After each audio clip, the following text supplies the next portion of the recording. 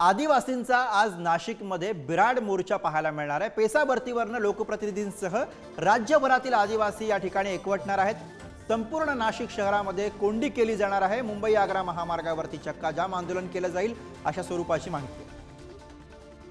27 दिवसांपासून नाशिकच्या ईदगाह मैदानासह आदिवासी विकास भवनावर आदिवासी बांधवांकडनं आमरण उपोषण केलं जात आहे।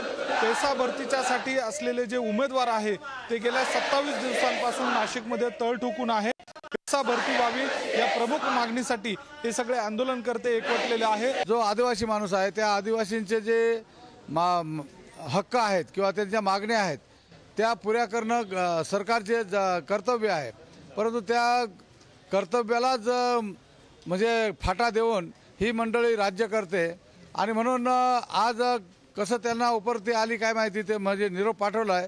प्रत्यक्ष येतील तेव्हा खरं, परंतु अशा प्रकारे त्यांनी जर इथं येऊन सगळे प्रश्न हाताळले आणि त्यातून काहीतरी मार्ग निघाला समाधानकारक तरच, कारण ते कोर्टामध्ये दिलेलं आहे, सुप्रीम कोर्टामध्ये त्याची हिअरिंग पण झालेली नाही आणि आता जरी त्यांनी हो म्हटलं तरी त्याला वेळ लागणार आहे आणि म्हणून त्याच्या पुढचं काय करायचं ते सभा संपल्यानंतर आणि मंत्र्यांच्या चर्चेनंतर पुढचं पाऊल टाकलं जाईल। व्हिडिओ जर्नलिस्ट जयेश साबळेसह किरण ताजने, पुढारी न्यूज, नाशिक।